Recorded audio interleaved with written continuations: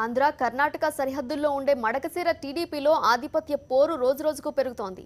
కాంగ్రెస్ నుండి వచ్చిన అనతి కాలంలోనే ఎమ్మెల్సీ స్థానాన్ని దక్కించుకున్న అన్ని తానై వ్యవహరిస్తున్న నేత తీరును ఎమ్మెల్యే జీర్ణించుకోలేకపోతున్నారు.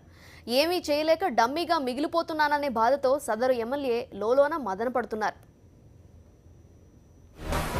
మడకశిర టీడీపీలో రచ్చ. ఎమ్మెల్సీ తిప్పేస్వామి తీరుపై ఎమ్మెల్యే ఈరన్న అసంతృప్తి. నియోజకవర్గంలో అంతా తానై వ్యవహరిస్తున్న తిప్పేస్వామి. ఎమ్మెల్సీ హవాతో డమ్మీగా మారిన ఎమ్మెల్యే ఈరన్న.